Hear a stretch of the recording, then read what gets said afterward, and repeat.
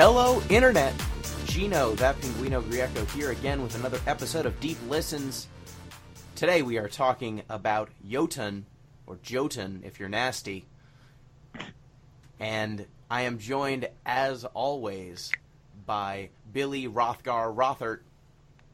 Wait a second, you actually use my real name? I mean, this is the Norse mythology one, I figured. Oh, good point. Good point. What's up, everybody? My name is Billy Rothert, a.k.a. Rothgar, as Gino has so graciously stated so far. I'm happy to be here once again. Happy to be talking about Jotun. This game was hella good. We're going to talk about a lot of cool stuff about its mechanics and story and all that good shit. And I am joined, as always, by soon-to-be PhD, Peter Gunganir Busby. That's a good one. I'll take Gunganir. I'll take that one. That's good. In hindsight, I wish I had come up with a Norse fact for you guys, but unfortunately I don't have one. But I heard this one, and I think it's funny, so I'm going to use this as a fact for today. Giraffes. They have such long necks, but they can't cough. What? What? Giraffes cannot cough. So does that mean that their neck's just so long that dust just doesn't get down to their lungs? I guess not. Like, I don't know what happens if they choke. Like, if they just like swing it around and like hopefully dislodge it or something, but they can't cough. They just die. That's it. That's the number one cause of death among giraffes, choking. Yeah, I was when I was watching the Cavs Raptors series, I was asking just on Twitter, so what happens if DeMar and Kyle Lowry are missing shots? What's their secondary plan? Oh, it's lose. Their plan there lose. is. Feed Biombo, maybe, but that's It's lose. Yeah, that's the same thing. Same thing. Giraffes, if they're choking, their plan is die. They just die. That's plan B. All right, so we are.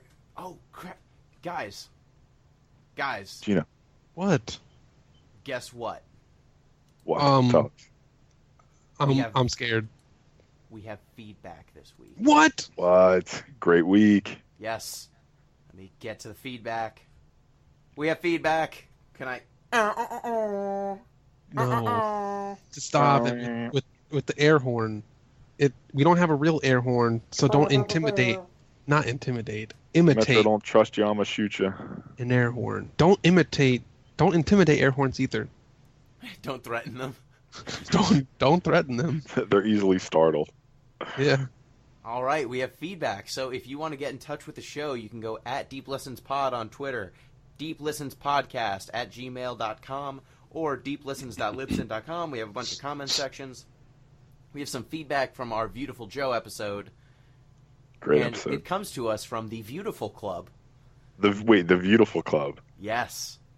Which is apparently a Beautiful Joe DeviantArt page where they make Beautiful Joe fan art. Nice. But they say, hey guys, thanks for dedicating episode 23 to Beautiful Joe. It was great to hear people talking about Beautiful Joe again. And thanks for dedicating a full episode to the game. They have some fun facts about the Japanese names of the different bosses of Beautiful Joe. Okay. Such as Winged Man Mystery Person, Charles III. Okay. Yeah, that's great. Herculean Strength Mystery Person, Hulk Davidson. Great White Mystery Person, Grand Bruce. This one's my favorite, of course. Electrical Demon Divinely Skilled Alistair. Yes. Basically, yeah. And Burning/Scorching King Fire Leo. Let's be honest here, nothing really beats the Midnight Thunder Boy. God, I love the Midnight Thunder Boy. And they say also, we might have missed that Alistair is a big nod to the Devil May Cry series. If you play as Dante on the PS2, I guess Alistair is the embodiment of one of his weapons. Yeah, it's the name of the sword that he gets. From his father. Mm-hmm. Yeah. His first sword's name is Rebellion, and then you get Alistair. And the way you get it is actually pretty sweet. It like shoots out of a wall and stabs you. And Dante pulls the sword back through him, but like the hilt also goes through him too. So it's like, I don't even care. I'm just gonna get up to this sword. And they also have a nice observation for us. They were thrilled with the ephemerality discussion we had. And they did not expect to get that out of a Beautiful Joe podcast, so thank you. Well, but deep listens. They mentioned that a lot of the older Beautiful Joe official websites have been lost to time due to Capcom not backing them up due to financial, cost and also lack of interest. So the ephemerality of the fandom around media is also potentially a problem. True. That the discussion surrounding it can be lost just as the media itself is lost. That's a good point.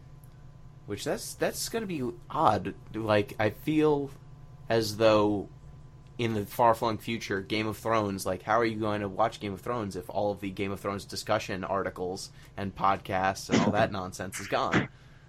Do you think it just, reboots? 50 years later, we'll just be having all the exact same discussions, but we have to do it all over again? Yeah, or you've just been having the same discussion for the last 50 years and no one notices because they haven't gone to the proper fan site where this discussion's already been had because every forum is its own tiny little hive mind. Kind of like almost everything in pop culture. Yeah, in literary analysis, too, the same sort of thing happens. So it seems. Well, speaking of great stories. Yes, so thank you. Thank you for the feedback. Thank you, Beautiful Club. Thanks for carrying the torch for Beautiful Joe. Yes, thank you. You know what? 10 years late, more than 10 years later, to still be out here doing the dang thing. Congratulations, and thank you very much. And they also say, PPS spandex goes deep, which is a great point. All right. This is now Spandex Listens. Yes. Our listens go as deep as spandex. So, Billy, why don't you, now that we are through with our feedback, why don't you get us up to speed on Jotun? What is the basic story as your function on the podcast? Yeah, is the story intro person. This game has a pretty quick backstory. You play as a female Viking named Thora, who dies from drowning as her ship is torn asunder at sea, and that is an inglorious death in Viking society. As such, normally a person who dies that way would not be allowed to enter Valhalla, which is the sort of kingdom of all the great warriors. They live in this sort of warrior's paradise. She doesn't get to go there because she did not die gloriously. However, Odin, the All-Father in Norse mythology, grants her a second chance to battle each of these Jotun, which are elemental creatures in this realm of the gods, to impress the gods, to basically earn herself a spot in Valhalla.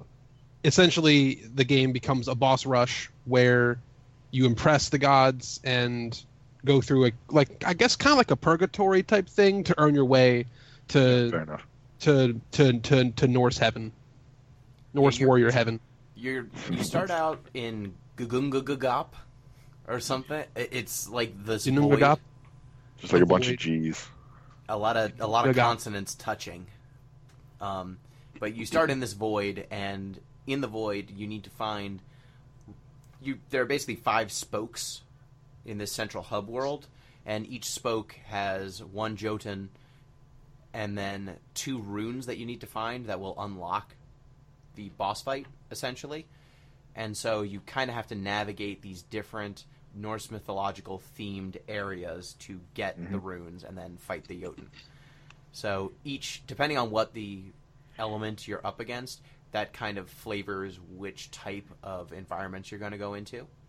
Yeah. So, yeah, it's a very cool setup. I enjoyed the narration a whole lot. They have people speaking. Does anyone know which language they were? Icelandic. I heard Icelandic, but do we know if it's modern or ancient Icelandic? Is there a difference?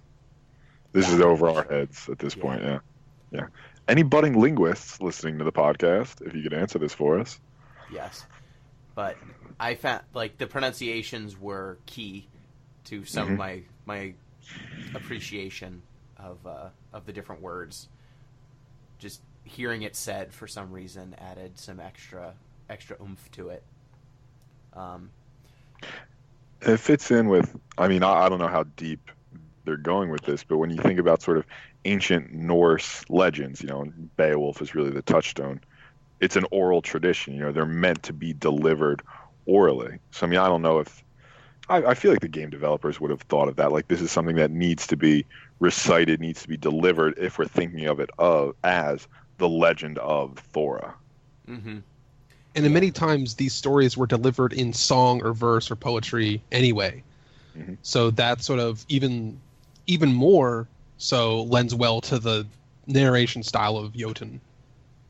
Yeah, and after defeating each of the giants in combat, you kind of come back to Gagap, or I'm gonna try and that's how I heard it. We can feel your effort. You know, you're really trying. And so you return to this void in the middle of space, and you get to hear a little bit more of Thora's personal narration, and hearing how she came to be in this place in her own voice, I think really adds a level of emotional heft to her story. Like, she was a great warrior, and then stuff happened that led to her dying an inglorious death. And so learning those circumstances and kind of feeling some of the regret and some of the anger in her voice, I think, did a lot. So what did you guys think of the basic mechanics of Jotun? The rolling and the dodging and the slashing? Well, it was definitely simple. Yeah, I mean, you only have basically 3: heavy, light, and dodge. I mean, there's some other stuff there. And powers that you unlock. Your abilities. Yeah, so when you start the game, you just have a light slash, which is kind of a side slash, a heavy slash that's an overhead move. The overhead takes a couple of seconds to charge, so you need to really commit to doing it. But you can cancel it at any time, yeah. Yeah, you can cancel it with a roll. But if you want it to hit, you need to stand there. And then the powers you kind of unlock in each of these different levels with the runes. You can find shrines dedicated to specific deities, like Thor or Odin or Freya, who are larger Norse gods, and they will grant you some semblance of their powers that you can use in combat. Yeah, like Thor, now you get Mjolnir. Let's break apart some of these mechanics a little bit more and go kind of deep. So a lot of times when we have a roll mechanic, here's what you often get. Let's take games that have other roll mechanics, like Legend of Zelda, God of War, or Bastion. They have roll mechanics. A lot of times roll mechanics can be exploited for the purposes of speed or getting through someplace a little bit faster. Yep. Mm-hmm. The most notable of the cases that I mentioned, I think, is Legend of Zelda, where if you play like Ocarina of Time and you're running through Hyrule Field, you could just be running normally, but there's a way you can use like the targeting system and these side hops and stuff to really just move way, way, way faster. But you're basically skewing the lens of how the game should be perceived, and I'm putting air quotes around that because the way a player plays the game sort of is personal. So if you want to play the game that way, fine. But I think the developers deserve a little bit of credit with how they design a world and how it's made to be perceived, at least in some extent. So when a role or a mobility mechanic in a game has the opportunity to be abused for the benefit of an impatient player, I think the game loses a little bit here. And it's important to know that the role mechanic is not abusable for speed's purposes. Yeah, walking normally and using the roll, you're better off just walking normally. Yeah.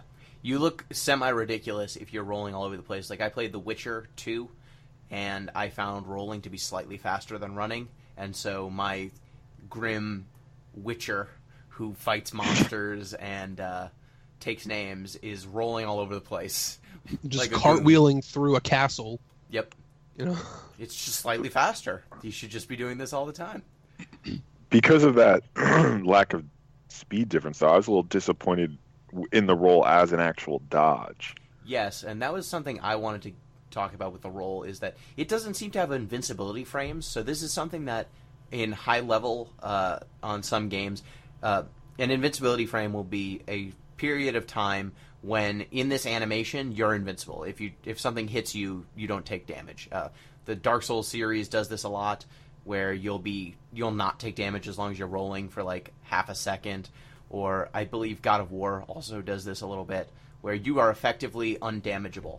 Jotun does not do that, or Jotun does not do that. If you get hit in a roll, you're hit. It just gets you out of the way quickly. And so I found the roll, like you said, Pete, to be not so effective against most enemy attacks because it moves you a fixed distance, and a lot of the enemies you're fighting are so gigantic that you can't get out of the way with a roll. It just doesn't clear enough space. So I found that just constantly being in motion was the actual way to do it, and then only ever hitting when they're completely vulnerable. Yeah, I found rolling to be particularly effective when I was positioning, because rolling did have a very set distance that it went, so you always knew exactly how far you were going to go. So I found it useful for spacing more than I did for actually dodging. There were some cases where rolling had to happen. For example, some of the boss fights had moves where rolling was the best option to avoid the attack. Yep. But a lot of times when I was fighting something like a boss, I would use the roll not as a dodge mechanic, but as a spacing tempo mechanic. Yeah, get in, hit, get away, and then just constantly be moving. Like there's a boss, and we're not going into spoiler territory now, but he sort of jumps up into the air and then lands crashing down somewhere, but you can see where the shadow is. Mm-hmm. Right, so I know where his like weak spot's gonna be when he lands, but if I'm right there, I'll take damage and get knocked back and stuff. So I'll go to where the shadow is, roll out, I know that I'm safe, and as soon as it hits, roll back in, and I know that I'm at the perfect spot to start my DPS on the boss. So that's one way that I found the roll to be useful, even though it wasn't necessarily a dodge mechanic. I wasn't avoiding damage, I was creating the right spacing. Yeah, and it's a very... Jotun? I'm going to keep saying Jotun. There's a J there. I know I'm pronouncing it wrong, but it's a very deliberate game in terms of how you deal damage. The light attack, even though it has a very fast animation, doesn't do a lot of damage, especially against the bosses, which are the thing you need to kill most of the time. So even though it's considerably faster, you don't want to be relying on that attack for your damage, because a lot of the bosses are just so dangerous in terms of their damage output that it just takes too long.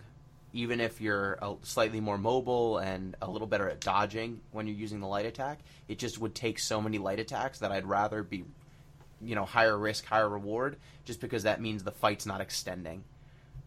And so the heavy attack might take out 10% of their life versus the light attack taking 2 every single time you hit. Yeah. And now some of the benefits were clearing out ads, which is important.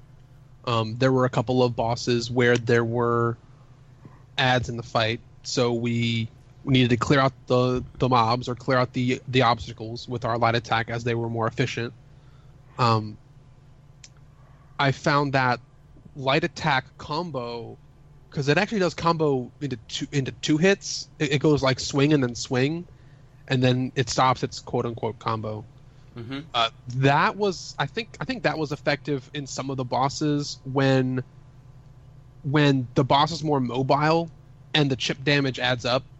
Yeah, I found that for me the light attack was if I know for a fact I can't do the heavy attack twice, but there's still enough vulnerability time that I can get some sort of extra damage in. If I can get extra damage, I might as well take it. It's worth it. Yeah, it becomes when they're more mobile. That's when you start dropping in sort of light attack chips, and then you can switch over to the heavy. Yeah, better to do some damage than nothing. Exactly. Yeah. One thing I do want to analyze about the combat is we have a light attack and a heavy attack, and I feel like an opportunity was missed in the heavy attack mechanic. The way it is right now, I'm happy that we can cancel it with a dodge roll. I like that a lot. That you're not afraid to throw it out there because you might actually make it count. You always have a way to bail out.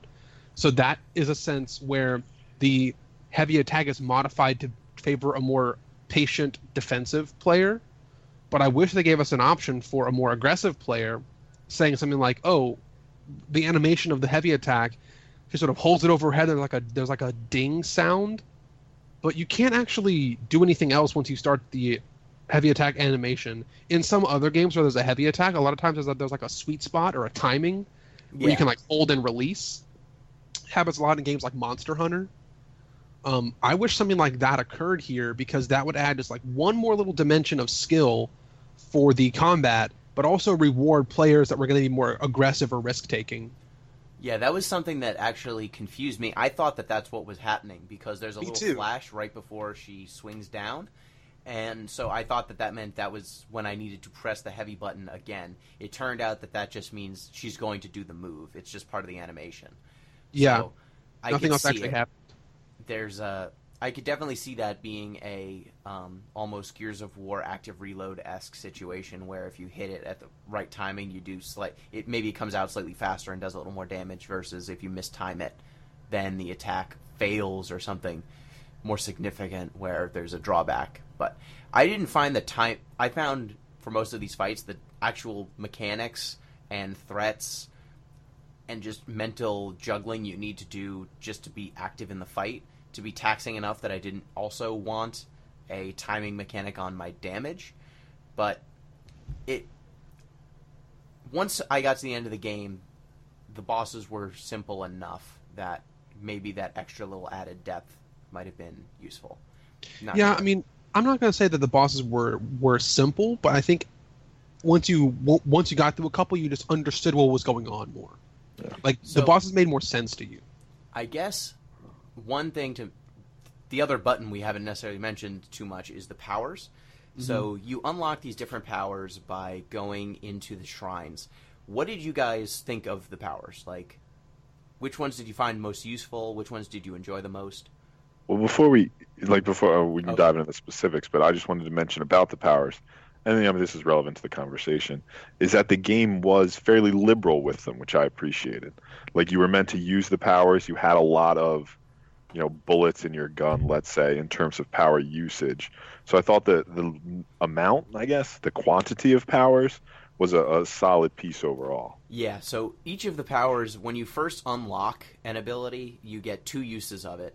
And then if you find an additional shrine to that deity, you get an additional use. So, like, Thor has 2 shrines. One in, I think there's a cloud. One in the... Bird Nest? Is he in Bird Nest? One in the northern sky. That's definitely one of them. And then there was one, I think, in Ymir's Blood. No, I think it was in the crater. I think it was in the crater. Yeah, it was in... No, the crater has Odin. Okay, then it was in Ymir's Blood, I think. Yeah, it was in Ymir's Blood. Those 2 levels, you'll find 2 Thor statues, and so you can get a maximum 3 uses of Thor's power, which is a lot. It does a lot of damage. And so I definitely enjoyed it, especially because that meant that in specific level, like in the exploration levels, that meant I felt like if I had to use a power, it wasn't the end of the world. I kind of felt a little bit the opposite. But this could be just a play style of mine. Is I want to be doing more things. For me, like, style points really matter in a game. And if I have a limited use, and I think I should have had a limited use, but I would have liked to go, instead of from 2 to 3 charges of the power, I wish I could have gone from like 3 to 5. Yeah, now I don't know if that would have broken the. Yeah, they were so useful, but I don't know if that would have like broken the balance of the game or not. Maybe it was a very critical game balance decision to go from 2 to 3 instead of more. Yeah, right? I think if you had Infinity Thor Hammer to use, you would just say, "Oh, well, my basic attack is worthless, and now I have Thor Hammer." Yeah. Or so if we should discuss what the actual powers do, and then we can come back to this balance question because I think. So, what did you guys think were the most useful? Should I just list all of them and then? Well, Pete, roll down the powers.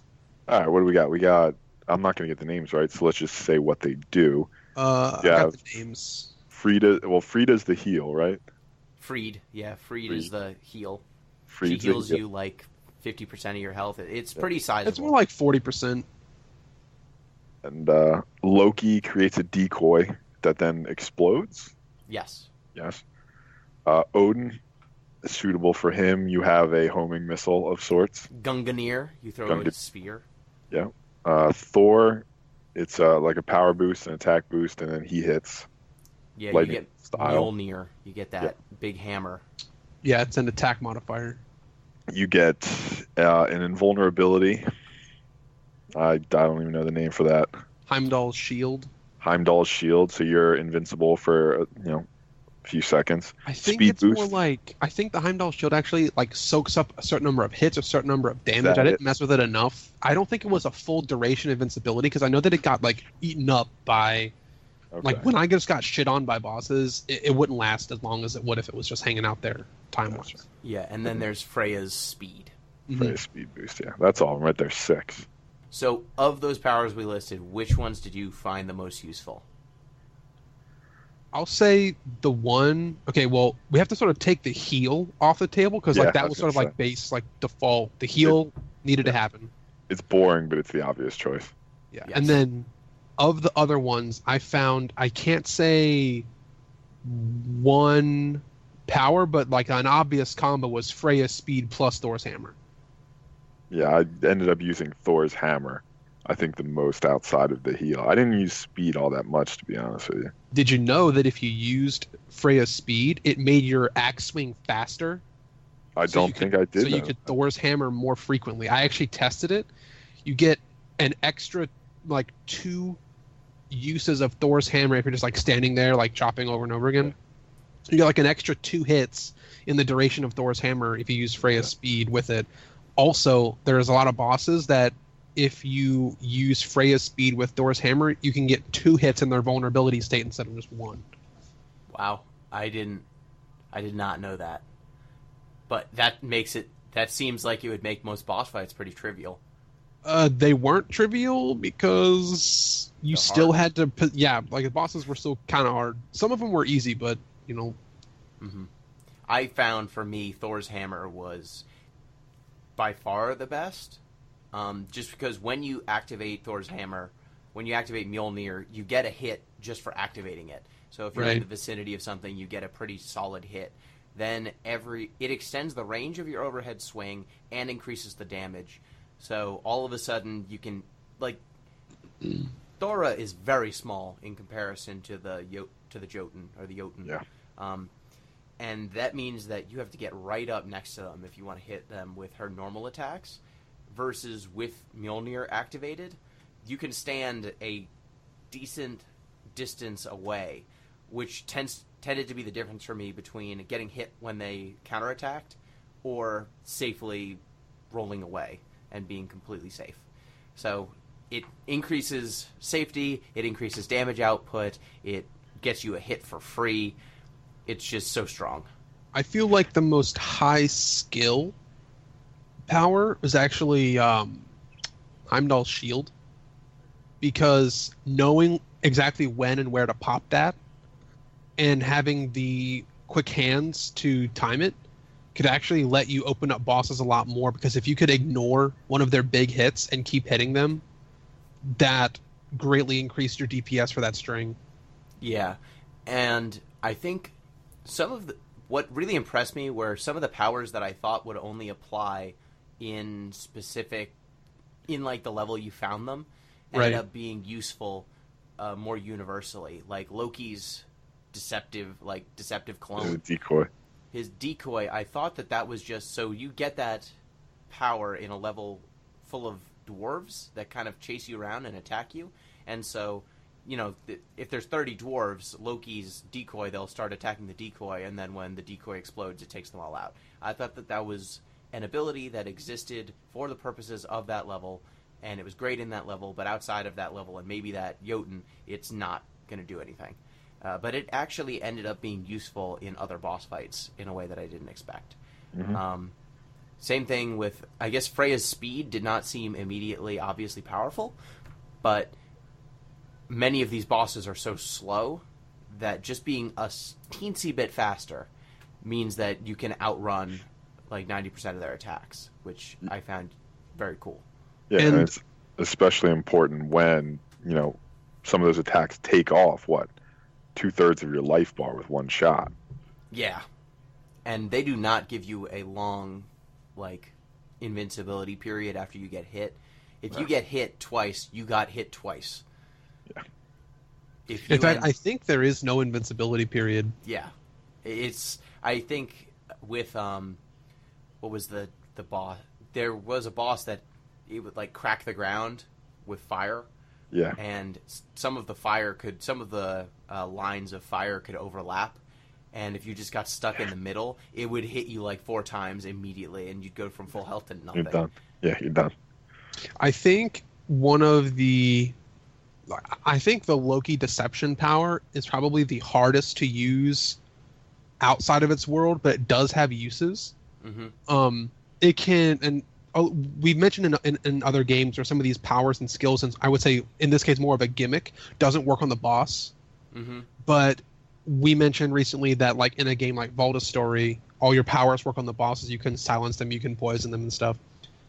I'm trying to think of another game where the powers work on the boss. Actually, Beautiful Joe, your powers work on the boss. Persona 4, you can use debuffs and buffs on bosses. Mm-hmm. And here, you can actually change aggro of a boss to your Loki clone. That is really limited in its use because usually the boss is just going to throw hot bullshit everywhere. Yeah. And the fact that it's throwing a little extra in that direction doesn't change a whole lot in the fight. But I mean, it still explodes. You can still conceivably hit them, which is better than a power like that in most games. Yeah, true. Like in Transistor, when you have your poof away attack or poof away ability. I think it's called. I forget what it's called in Transistor. Is it a teleport or a clone or? No, it's the disappear. Okay. You can go invisible. I forget what it's called now. Anyway, here So to finish up that thought, I feel like the Loki clone was the hardest to use outside of its world, but had very specific situational needs. I think something that you mentioned also, Gino, is that when you use Freya's speed, you can get around a little bit faster. Sometimes that does make a big difference because if you can close the distance on a boss and use your first heavy attack earlier, maybe you can get a second one in if you got there faster. Mm-hmm. So that's one kind of important bit. Yeah, it's because this game is so deliberate that any modification to the speed at all suddenly becomes very significant. Because the overhead swing takes a while. Your movement is not especially fast. The rolls, there's even a slight lag after you roll before you're allowed to move again. So it all feels deliberate in such a way that if you hit a bad button, it can be a real problem. And so you have to constantly be conscious. And so you get a little bit more wiggle room with that speed boost. Mm-hmm. So there's, on top of the Jotun fights, you've also got these these little exploration levels. What did you guys think of that dichotomy? Kind of these big boss fights within these exploration worlds. Did you find it help with the pacing, hurt it? Obviously, a game that comes to mind is Shadow of the Colossus. Where there were these points of exploration punctuated by large cinematic encounters. Jotun takes a little step back from that and has shorter snippets of worlds where you're actually, you're doing stuff. There are actions and like puzzles to solve. Very, very rarely do you have to actually combat enemies. I think the only time you're actually fighting something is like the roots in the forest world, the dwarves in the ground world, and the dudes that throw rocks at you in the fire world. I think that's it. Hell with those dudes. Yeah, I think that's it for the actual combatable enemies. Pretty much. And that's 3 out of the 5 worlds, and only 1 out of the 2 worlds therein. So, but I think this sort of structure though only works in games like Jotun where the art direction is so strong. Because you can't really have these sort of lulls in the action if a game's combat driven like Jotun is, and you don't have something else to sort of engage with. In this case, that's not the only thing, but in this case, the art direction serves a lot of that engagement. Now, Pete, I have a sort of a question for you as the most literary like deep thought inclined person among at least you and me. I take that as an insult if you included me in that group, but okay. Yeah, that's why I sort of pulled it back. So now it's just me and Pete. Gino, fuck you. So if a level is designed to not be just exclusively about the gameplay, but instead be there to serve as only a storytelling point. Mm-hmm. Some of the examples would be the Frozen Lake, where there wasn't that much going on, but it was a time for Thora to reflect upon some stuff. Mm-hmm. And the Ymir's Blood, which gave you the creation story in Norse mythology. These levels, which by themselves are not really difficult or taxing, there's not really a much challenge to them. Mm-hmm. They're there to be a storytelling point. Are there any analogies like this in other forms of literature or other areas that we have this sort of interactable medium where a level's just there to tell you something and you just sort of play through it or walk through it? Can you think of any other games like that? Other games like that? Well, I'll give you an analogy. The closest thing I can sort of think of is you see this in science fiction a lot, where you just get sort of like that info dump is where it's sort of like hackneyed. It's sort of a trite way to do it. This is a little bit more elegant than that. But you have sort of, in a lot of science fiction stories, you'll have what's called sort of the science fiction straight man, and they'll have to explain something to that person, and that gets it to the reader. But like you can do it in a little bit more elegant way, sort of the way this game did, where it's sort of weaved into the actual creation of the atmosphere. So Heinlein was sort of, this might not be Heinlein, but there's a famous example where somebody refers to a door dilating. And you think, well, doors don't dilate. They open, they close, they slam, but they don't dilate. So just in sort of creating that small bit of atmosphere, you get a whole wealth of information about this environment. Sort of in a similar way you see that happening in the lake level in ways we might or might not want to specify at this point in the podcast. Yeah, and I think reducing these levels to simply story, like story delivery box and delivery mechanisms. Yeah. I think that sells them a bit short because they are also tutorializing what you're going to be up against when you fight the Jotun of that specific level. So almost every one of the rune locations has a mechanic that will pay off in some way when you fight the Jotun of that specific area. So, for example, in the Barrow Mound, the nature region is the very first level you go to. Before you fight the nature Jotun, Jera? Yeah, Jera. Before you fight that one, there are a couple of mechanics going on in the Barrow Mound. There's some kind of egg-looking things that create this cloud of noxious gas, and then you have to run to blue flowers to kind of cure yourself of the poison. Mm-hmm. And then there are occasionally these areas where little roots will burst out of the ground and then try to hit you. Both of those mechanics repeat themselves when you fight the boss.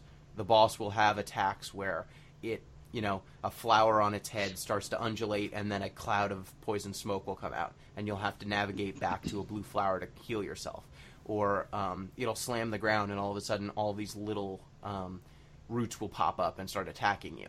And so because you experience those mechanics in the Barrow Mound, you know what to do when you see those things from the boss. And that actually repeats itself. Every single one of the different regions gives you a preview of some element of the boss fight. There's a couple of levels that don't line up one-to-one, like the roots of... Actually, yeah, I think the roots of Yggdrasil, there's no mechanic there that then pays off in the boss fight. Or there's no mechanic of the Frozen Lake level, except maybe that the ground is slippery. Well, ice. That lets you see ice, which pays off in the fight against the Jotun. But the Vethrofnir's Roost, the top the of tree Yggdrasil. Bird level. Yeah, the tree bird level. That one does where not there's a bird that's trying to get you like squaw. Yes, it's like ah, and then you have to dodge. I love that there's a bird with a bird on its head. That's literally what it is. It's like a big big eagle with a hawk on its head. The nameless eagle. A nameless eagle with a little hawk sitting on top of its head. Yep. And I think it's actually the little hawk that's guiding everything. Yep. It's, like that it's nameless awesome. eagle is just the mount. It's a bird riding another bird. Yes. And then it goes squaw, and then you have to not get taloned. Mm-hmm. Yeah, so I thought that I really appreciated that all these levels, you know, they are beautiful. They have a lot going on visually and narratively, but they also are functional. They give you a slight preview of some mechanic that's going to be relevant when you actually fight the boss, which they didn't have to do. I would have been perfectly happy if every level was like the Roots of Yggdrasil, and it just didn't pay off in any meaningful way in the boss fight. But I think that it added a level of cohesion to the mechanics as well as the narrative, and so I appreciated that. Like, this boss is of this realm in some meaningful way, not just because after you get the runes you get to fight it. You know, like the gnomes popping up to fight alongside the shield. Fae? I think Fae is the... Fea. Yeah, Fae. So, They are just there took any... they just took one vowel and gave it 2 syllables. Typical Norse. Icelandic. Yeah, and I appreciated when I went back, all of the runes are almost letters. They're almost English letters. Almost. Sort of the first letter of the boss you're going to fight. Almost. So it's an I for Isa, or Is. It's an H for the thunder person, Helagos. Yeah. So let's take a little shift. We've talked about like the worlds and how they function mechanically. Let's talk about the worlds as they function narratively. I probably had at least once in each of these worlds a moment where the game made me stop and sort of behold a piece of scenery. Mm-hmm. And I've seen other games do stuff like this, but the way it was executed in Jotun was a little bit different. So other games that I would say that are like Jotun in this respect are games like Okami or Shadow of the Colossus, where there's sort of a cutscene or cinematic or something that the game wants you to observe, and it gives you an opportunity to do that. Now, you can do this a couple of ways. I guess there's a bunch of binaries, right? The cutscene could be delivering something narratively or mechanically, right? That's kind of a binary there. You can either have control of your character or you can't have control of your character. I want to push back. Why can't it deliver both? Why can't it do both? Sorry, it can, but I mean, it said there's like 2 options, and it can do like, I guess, fine. We'll make it 4. One, the other, both, or neither. Are you satisfied now? Well, how would it do neither? Does nothing. Cinematic? This cutscene does nothing. Devil May Cry has a lot of cutscenes that do nothing. Devil May Cry has a lot of cutscenes that it's like, hey, look, there's a door there, and it does there's nothing else besides That's mechanical. that. It's not Remember mechanical because it doesn't teach you a move. It doesn't teach you a mechanic or a skill. It just says, you know that door's there. Look, door. And the reason that they did it because the camera was so shit in Devil May Cry 1, even though the game is perfect and it has no flaws, the camera angle is so bad that you have to have like a function to cutscene me to show you that, hey, you didn't see it because the camera never touched it, but there was actually a door there. So go look. So go look here. That's an example of a cutscene doing nothing. It didn't do nothing and let you know that door was there. Fine, just humor me for a bit. There are 3 categories. Just humor me for a second and say that these cutscenes can serve purposes, right? Okay, well, I'll let you sure, have Billy. this. Whatever you said.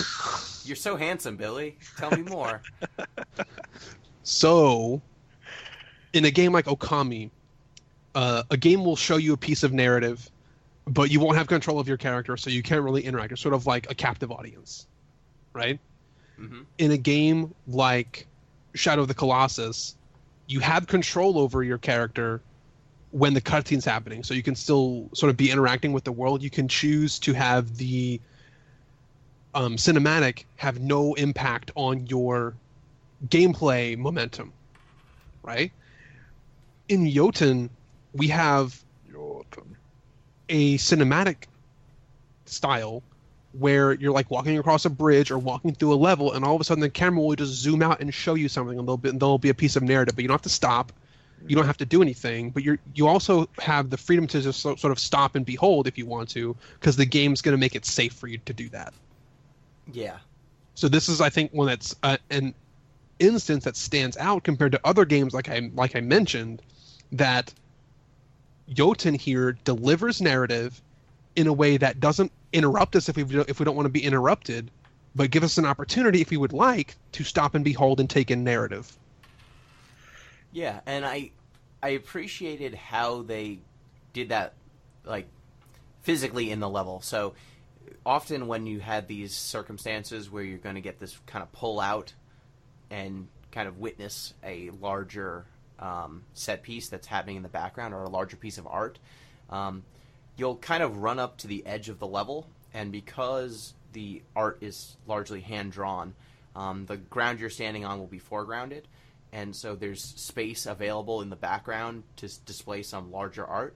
And so when you run, because the game is shot from an isometric perspective, when you run up on the boundary of a level, it frees up this space behind it to all of a sudden pull away, because you're never going to be able to walk there. So you can kind of show this environment. And so there are a couple levels that spring to mind, like the lake, where if you run to the top, it pulls back and it shows you this kind of amazing oceanscape. Mm-hmm. And then if you run up on the side, it pulls back and you can see the Nine Rivers, which is the other level in the ice realm, Niflheim. Yeah, and that is like the real level. It's the level. You can like map out your path by looking over this cliff. If you like, man, I can't get through the Nine Rivers level. I don't know. I need to take a step back and look, and you can actually go to this spot and see exactly how the level is formed. And I kind of wish that happened more often, where you could see one level from another, and then it kind of ties together the worlds in that way. As elegant as these spatial shifts are, though, they are inherently a temporal shift as well. It's like, Billy, whereas you're saying it's not interrupting the momentum, insofar as you can keep moving, sure, but it's an interruption in that your movement doesn't convey as much distance, if you know what I mean. Like, because you're pulling back, you then have to spend longer crossing this bridge. So they are sort of forcing you, and I mean, I wasn't upset because I wanted to take that time to stop and look at these gorgeous backgrounds. But it is sort of a temporal forcing you to slow down. But as we've said, it's an elegant use of scale to create that temporal extension. Is it like a fake extension? Because I feel like it doesn't take him any longer to cross the bridge. It just makes it seem like it's longer because it seems like my character's not moving as fast, but it actually is moving just as fast. I think my point's rather, if you weren't doing that pull back, the bridge would have been much shorter. So in virtue of pulling back, you can then take more time on the bridge, and it won't be uninteresting. Let's say. All right, yeah, no, I guess I'll buy that. Yeah, and I enjoyed that this game's move is always scale. Whenever this game needs to take your breath away, it goes pull big. back. Let's pull back. This bridge is actually on top of the boss pit. Or, let's pull back. Oh, there's that entire other level. Or let's pull back. There's a boss. Oh, dang. It's 3 times it's 50 times your size. And now you have to deal with it with your stupid axe. Your great axe? It's a pretty good axe. You're okay, axe. They introduced us to a couple of characters and Norse lore that we ended up not fighting as well. Like it mentions Ratatosk, which is the giant squirrel messenger. I love the giant squirrel. Who hangs out with the Nidhogg. Yep. Who we see in another game called Nidhogg. Pretty great. You also see the Nidhogg in the Roots of Yggdrasil. It's in the background, I think. And we see like this kraken snake thing in the lake level, but we don't actually fight it. Oh, that thing was baller. That thing was awesome. Mm-hmm. So not everything in this game is designed to be smacked with your axe. I'm trying to get that. Some things are just everything that matters. Yeah.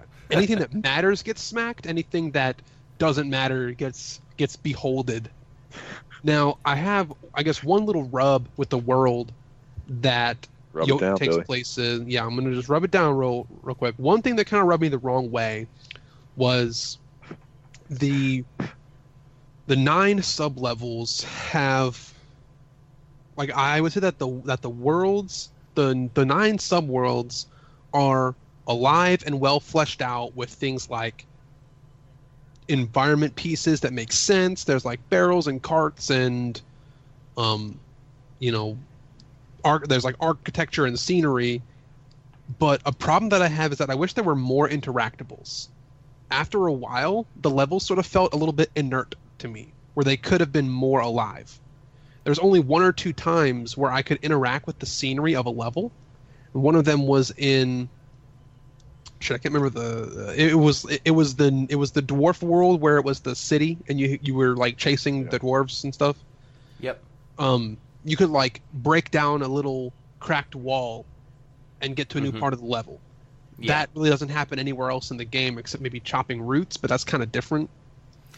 Yeah, there are some sections where you have to interact with the world, but it kind of had that feeling like in a Looney Tunes cartoon where one of the drawers on this set of drawers is colored differently, so you know that drawer's got to open, but everything else is static.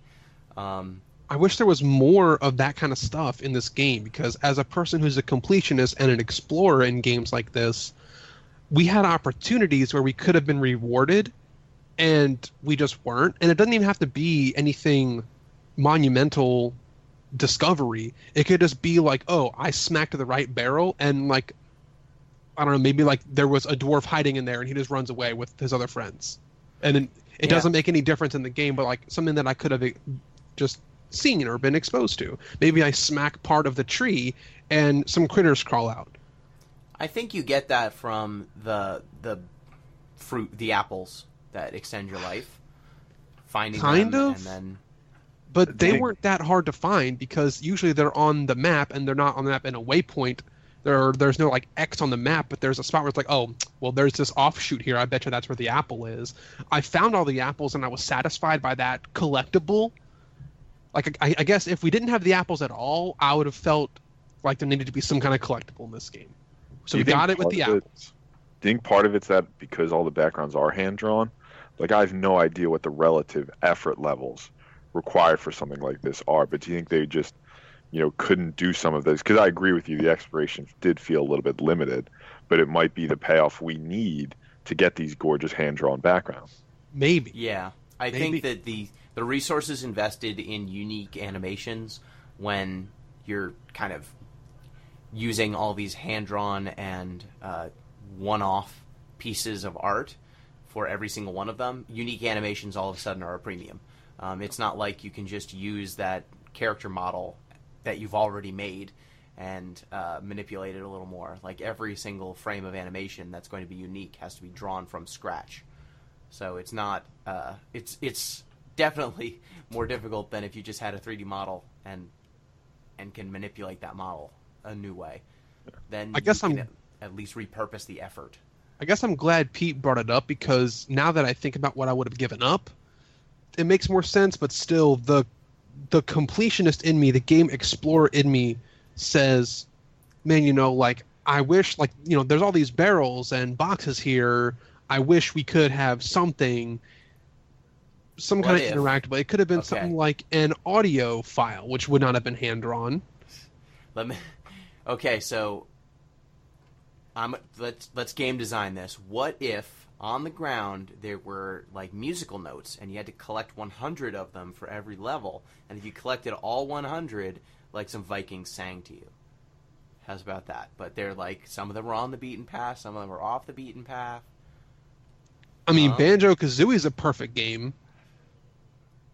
I feel like you must love Banjo-Kazooie in a way that's unhealthy. Because there's like literally nothing but collectibles. There's nothing but collectibles everywhere. Like, that's the whole game.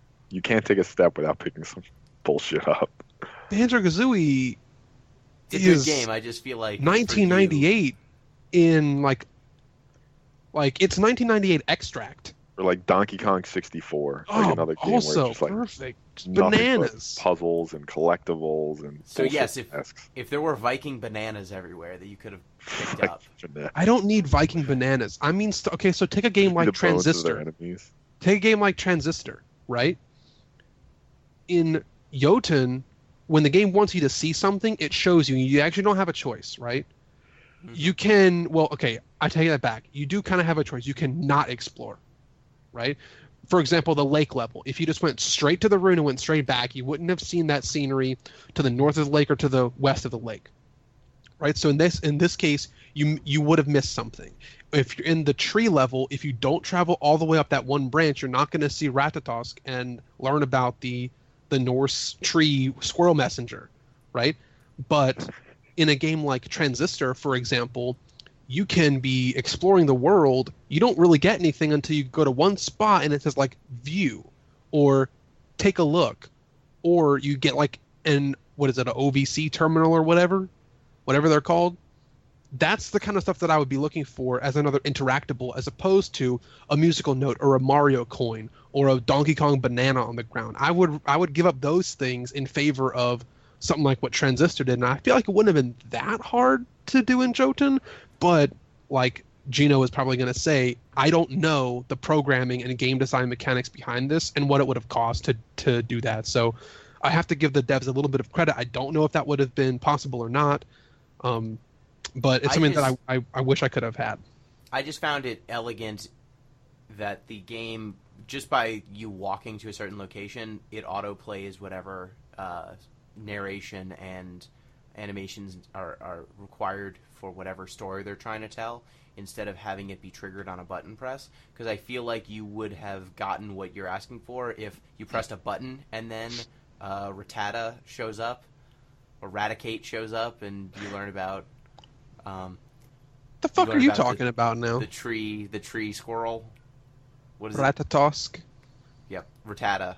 When that one when Ratatosk shows up, and if it said like press X to call squirrel, I feel like you would have been like, oh, I found like the trigger to get the squirrel man to show up. And like a little triumphal music played in the background. Da-da-da-da. Okay, so now I have to sort of say there were some interactables. Like in the tree level, you can hit those.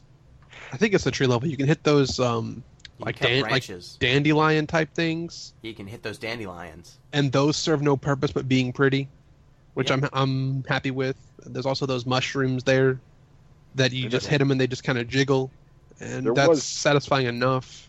There was space in the game, though. I mean, to back Billy up as much as it pains me when he's talking about collectibles, to back him up, there was a space to sort of give you, not like audio logs, but like, oh, let's talk more about Thor. Let's see who he is.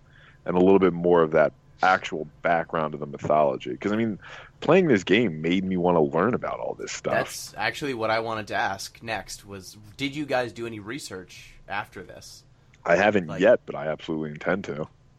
I knew a bit about this mythology only because I had a professor who I was hanging out with one time, and we just started talking about it, and they knew a pretty good bit about the lore. So I was like, yeah, what's all about this? And they just were happy to tell me about it. So I knew about how like Ymir was sweating and created the frost giants, and then like there was some primordial cow that drooled on the world and it became the people. And like I knew a little bit about this mythology before I played Jotun, so some things were like, oh yeah, this is probably going to be the story of that. And even though I didn't have the whole story memorized, it was familiar as opposed to new. It wasn't necessarily a bad thing that it wasn't entirely new for me, but I think if anything, it enhanced my experience, because I would say, oh, cool, here's the story about this, and I want to hear how the story of Jotun tells it. I want to hear Thora tell me about this stuff, because it matters to me that it's from her perspective.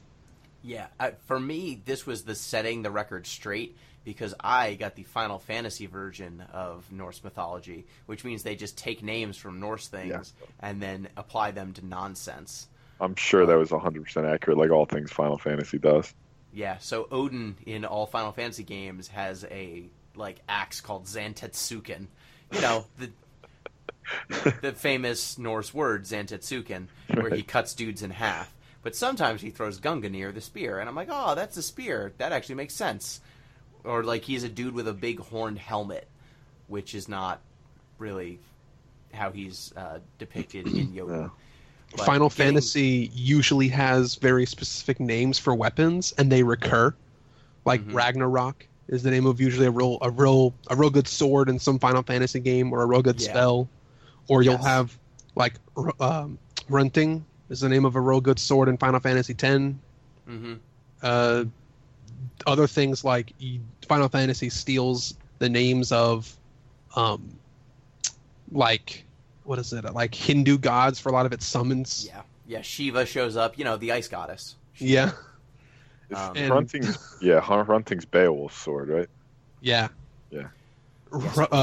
Runting was a gift from one of the people in Hrothgar's hall that he used to go stab into Grendel, but then the sword kind of melted, and he had to lie about it.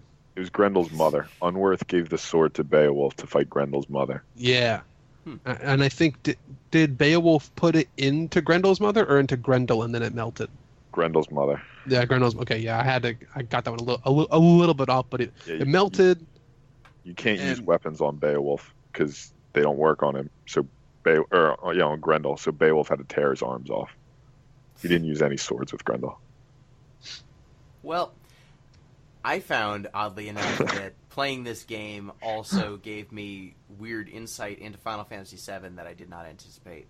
Yeah, Gino, tie this to Final Fantasy somehow, please. Gotta be. It's not that hard because the hometown of Cloud in Final Fantasy VII is Nibelheim. Maybe you've heard of Niflheim from Jotun and from Norse mythology. And guess what? It's a mountainy ice place. And all of a sudden, I'm like, oh, so they just took the name of the Norse ice location and changed just the letters so we could pronounce it. Yep. Or like the main town you started in is Midgar instead of Midgard, I think is where humans live in Norse mythology. I think you're right. So a lot of it turned out that a couple of locations from that game are just repurposed names from Norse mythology. I found cool. Where is the Mako generator in Norse mythology? You don't hear about the legend of the Mako generator that much. No, you don't. The squirrel took it. Yeah. I'm a little disappointed we didn't get the episode in Jotun where Loki has sex with an 8-legged horse and gives birth to horse babies. To Sleipnir? Yeah. And the other weird horses? Yep. So if that weren't unlockable, that would have been a pretty sweet unlockable. No. Actually, the only level in Jotun that surprised me was Ymir's Blood, because it felt like, for so many other levels, the story comes from you organically exploring this place, but Ymir's Blood is the only level where it's like, no, we're going to sit you down and tell you the creation myth. And you're going to discover it by finding these points, and then Thora's going to narrate it. All the other moments are like, you're in Niflheim. Yeah. Explore. Here's the lake that you might have heard about. Whereas Ymir's Blood is just, I'm going to sit you down and tell you a story. There was one other level that kind of did this, was the clouds where you unlock the constellations. Yes. That was, I think, one of my favorite levels. That was my favorite puzzle. Yeah.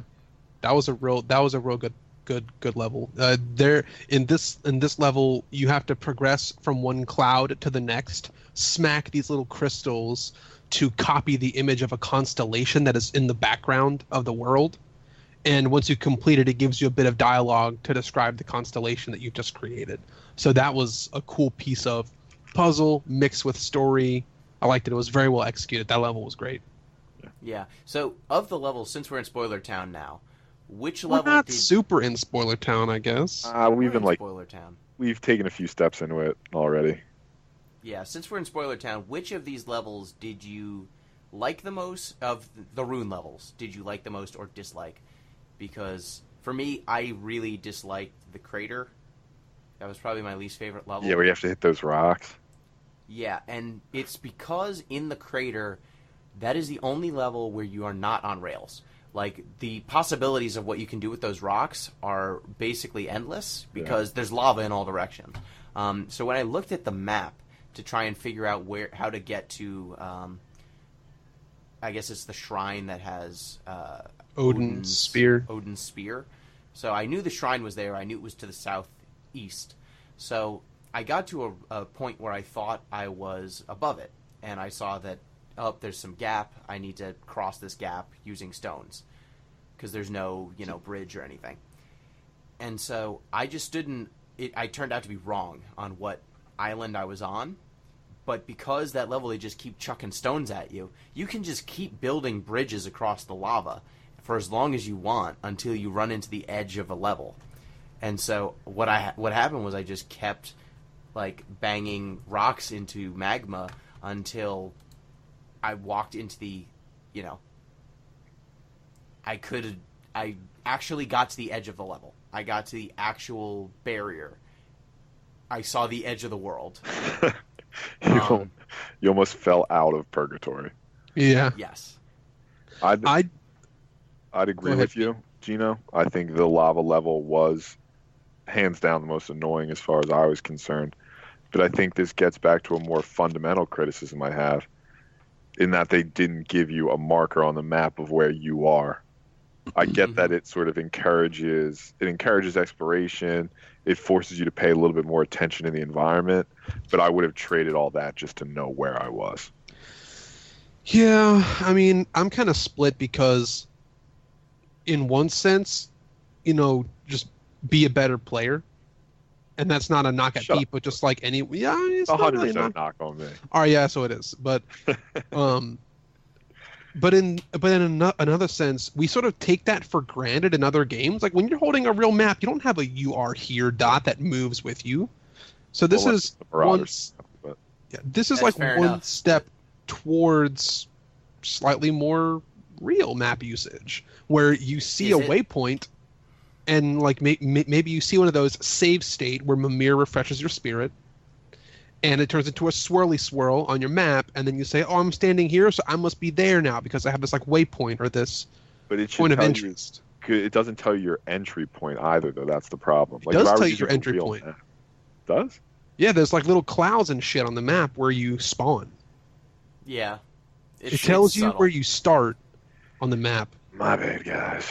Totally missed that one. It's okay. It's not obvious. I'm crushed. And then once you get into the level, if you haven't been paying attention the whole time, you're actually lost. Like, Pete, even if you did see the spawning point, I know enough about you as a player to know that you didn't play the game like I did, which was I take about 5 steps and I check the map, and I take about 5 steps and I check the map, and I make sure that I'm like on the right pixel. I'm like, I just crossed this little like curve on this little island, so I gotta go look at the map and see which little island matches that curvature. That's how I know where I am. Like I was painstakingly keeping myself on the map, even if there was no waypoint or there was no "you are here" point. I was making sure that I knew where I was. I'm frankly surprised you didn't draw the map on your hand so that you wouldn't have to hit the start button anymore.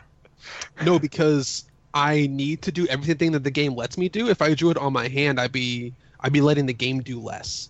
I want the game to do more. Okay. Fair enough.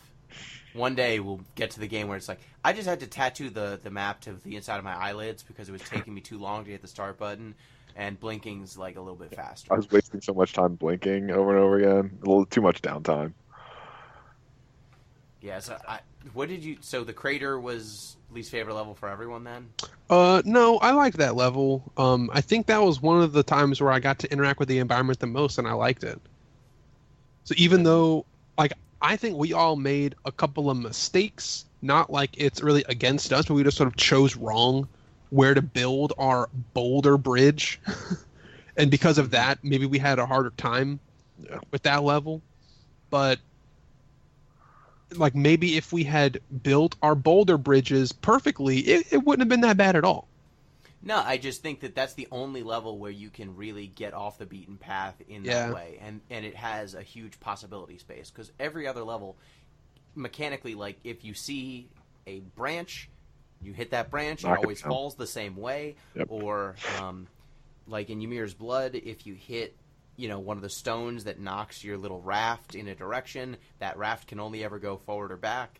There's not, or maybe side to side. There are some weird points where it can go 4 directions, but it can only ever move those ways.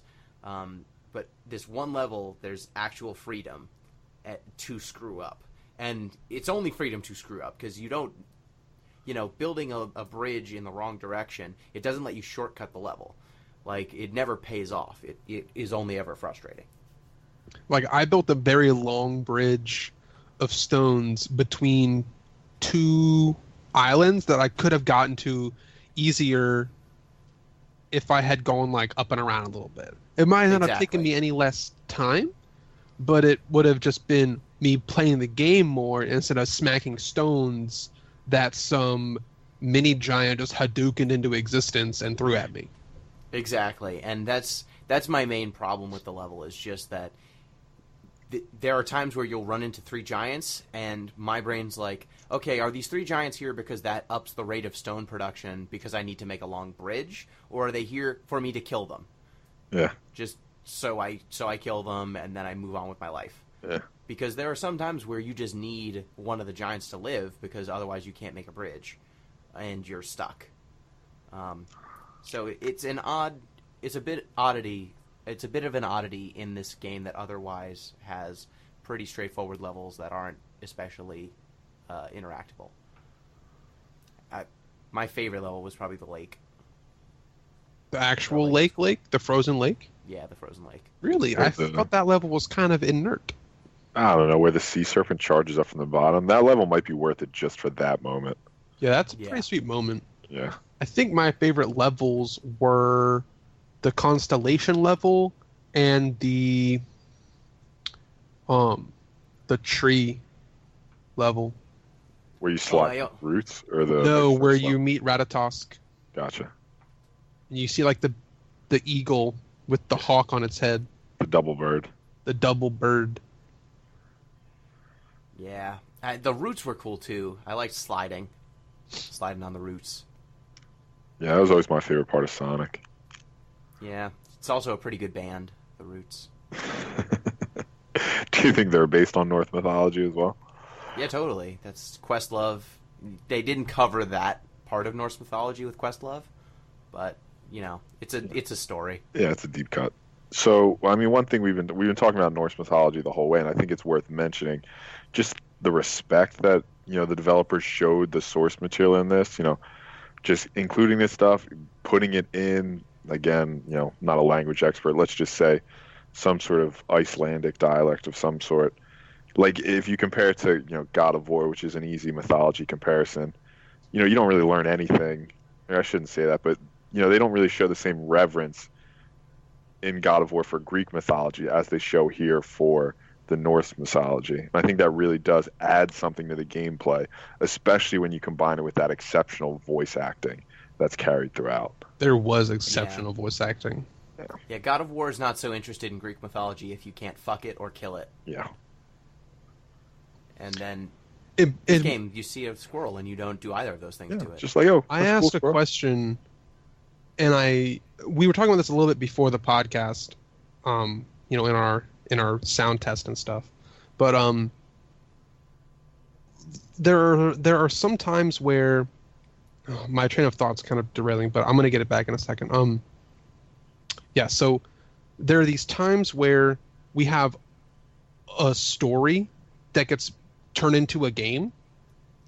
Sorry, hang on. Like mythology. Yeah, but it's really like, the question is turning stories into games, and why doesn't it happen much more than it does now? Like, why is it hard to do that? In God of War's case, they took a story, which is Greek mythology, and they had a wealth to use. They took a setting. They took Greek mythology and created their own story within that tapestry. Right. If you mean direct translation, God of War is not a direct translation. What was the one that took Dante's Inferno? Dante's Inferno. It was called Dante's Inferno. Okay. Yes. Yeah. And I would say that one also took a story that was already told, and they turned it into a game, but they didn't translate as much of the actual story. It was another hack and slash game. And I mean, it had story elements, but the real meat of the game was a hack and slash. And I don't know, Pete, Dante was not a crusader who fought in the Crusades, who then sewed a cross into his chest. That's not canon, right? No, that's not really part of it, no. It's not how it works. He doesn't fight his way through the 9 Circles of Hell. If I'm recalling correctly, I don't think so, and I'm pretty sure I'm recalling correctly. So Yeah. the meat of the question is, if we can think about all these great stories that are told in different realms of mythology, and it could be anything from Hindu mythology or East Asian, like Chinese or Japanese mythology, or Norse, or anything, African, really. anything. Sure, anything. And how come in Jotun the source material is honored so much, and this story becomes a game because it's just a great fucking story? How come it was executed so well in Jotun's case, but not executed very well in games like God of War or Dante's Inferno? What's the difference? I think the answer to your question is multifold. First of all, those games, Dante's Inferno or God of War, are made by large AAA studios for a mass audience, and so they are specifically made in styles that appeal to the lowest common denominator of player, and also are told in such a way that it will appeal to the lowest common denominator. It's just it's largely violent. The stories are stripped down. They are simplified. The enemies are played, instead of played for authenticity, are played for shock factor. Right. And so everything is kind of put through this funhouse mirror to make it as fun to a specific type of person as possible. And so what does that do? You're making faces. No, I think it's an excellent point. I wanted to make sort of a corollary, is you can rely on this shared knowledge base. Like, to give a specific example from Jotun, the final word firmly in spoiler territory, right? Yeah. The final Odin fight, right? He has a homing missile basically as one of his attacks. Now, like, just a tough attack in and of its own right, but where it becomes more interesting is where you have that shared knowledge base. Like, one of Odin's character traits, superpowers, whatever it is when he throws his spear, it never misses. Like, that's just a fact about who he is as a mythological figure. So it makes sense to have a homing attack for him beyond just gameplay value. So when you have, like you said, that smaller audience, you can rely on that shared knowledge pool that might not be present in a AAA game. Exactly, and you can also aim for some subtlety. You don't need to make Odin this gigantic monster that has 3 arms and like bleeds from his eyes, and you're not playing for an audience that's assumed to be probably a teen male, which is what those 2 games very clearly are pandering towards. You don't have threesome mini games if that's not what you're pandering towards. On the other hand, this game is small. It's an indie production. I would guess that you get to see the credits basically right before the Odin fight. Busts. You walk by busts of the people who worked on the game. You see it in the first level too. The team might be 30 or 40 people deep. Yeah, it's not that many. And so when you're in a team that is that small, you can share a vision across the team a lot easier than you can in a studio of hundreds. And so that authorial intent being communicated throughout the team and everyone being on the same page can really result in a sense of tone and a sense of scope that's maintained. There's a sense of authorship there, in a way that like a God of War level maybe can't be, or maybe becomes a little bit more video gamey, a little bit more generic. So now let me ask a different question. One other point. Other thing is, if you want to talk about other mythologies, like why aren't there South American games that are, very reverent of South American mythology? One of the big problems is a lot of games are made primarily in Europe, North America, and Japan. There aren't a lot of studios outside of those 3 major locales, and so if your mythology is not... If there aren't people making games in the country where your mythology is most resonant, those games just won't exist. Like, there aren't necessarily people who are super duper into South American mythology. Like Mayan gods. Yeah. No one's going to make the game Quetzalcoatl, the game. Quetzalcoatl's Quetzalcoatl Quest. It's going to be called Questaccoatl. Yes. That's why I only ever learned about Quetzalcoatl from Final Fantasy VIII. And wasn't it like a chicken monster or some shit? It was their thunder chicken. What the fuck? He shows up and he shoots lightning out of his face.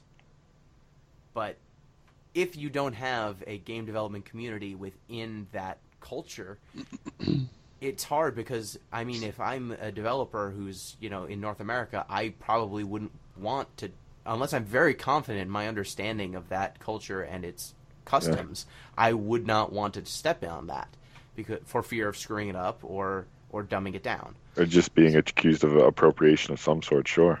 Exactly. So now, I wanted to ask another question, and this might be a question that's too hard to answer for people like us who are not, masters of culture or masters of game making right now.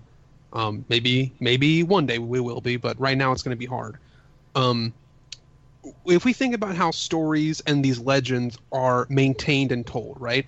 Let's think about the scope, right? We have things like Norse mythology that have been around for thousands of years, right? Mm-hmm. And game making has been around for 30 years, maybe, depending on how far back you want to go. 40 or more. Yeah, but I think before that, there's not really a lot of story in your game. It's like Pong and like Galaga. Adventure told a great story. Okay. Pitfall was the story of Pitfall Man. There'd be no Uncharted if it weren't for Pitfall. Totally. Yeah. There'd be no Red Dead Redemption if it wasn't for Oregon Trail? Yeah. Pac-Man loved those pellets. Okay, fine. He had a family. He had a wife he needed to support. And kids. Pac-Man Jr. Don't play it. That game's messed up. All right. Okay. I have a real Fuck question, which is, if the way these stories were told, well, sort of this telephone game of, we have like a story person in our village who is the person who maintains the history and keeps all these legends, and they retell the stories to the kids, and they all grow up learning them, and for hundreds and thousands of years, that's how these stories were told, right? Sure. Hundreds of years from now, when people look back, I shouldn't say hundreds, but maybe 1,000 years from now, when people look back and see our world and what it was like, what's to stop them from getting confused with Greek mythology from a textbook and Greek mythology from God of War? Is that an am I taking it too far by drawing that analogy? That's a really interesting perspective. I hadn't thought about it that way before. So, isn't it dangerous to tell these stories in ways that are incredibly warped? Because what method of storytelling is going to persist? People using their storytelling ability, which I think today people do not have very good storytelling ability in song or poetry or verses, and if they do, it's not as prevalent as it was hundreds and thousands of years ago when stories were really being told or written down on tablets or on tapestries or pottery or whatever. If Marvel's Thor if becomes the Thor of canon, that's what happens? What have we done? I'm worried now that Beowulf was just their god, God of War, and now there's no way Beowulf. No. Well, yeah, Beowulf was clearly a ripoff of this deity of this tiny, town that got sacked. Terrible, reprehensible. What's the cutscene threesomes in Beowulf? What's that analogy there? It was actually paying homage to the cutscene threesome of God of War.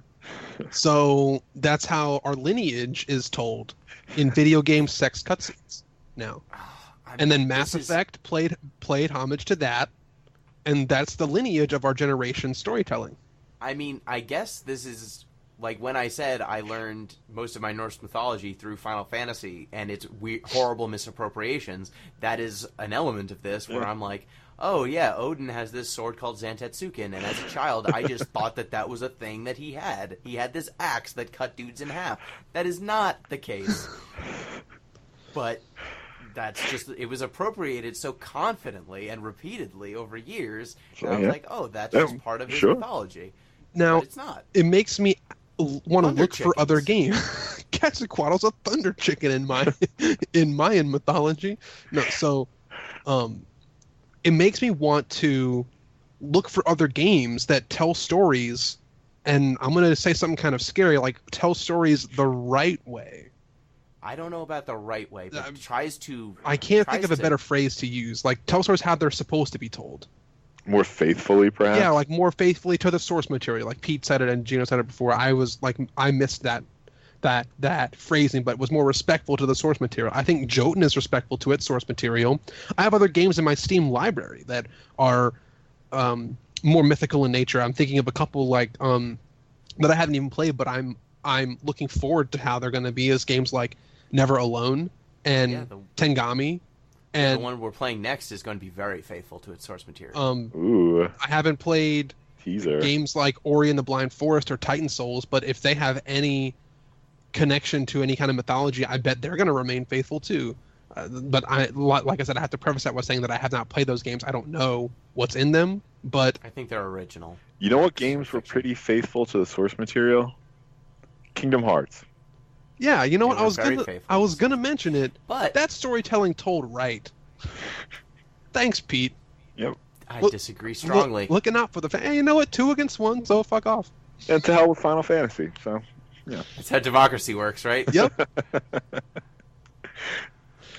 But that actually makes me really concerned that there's no Thunder Chicken in Kingdom Hearts. All right.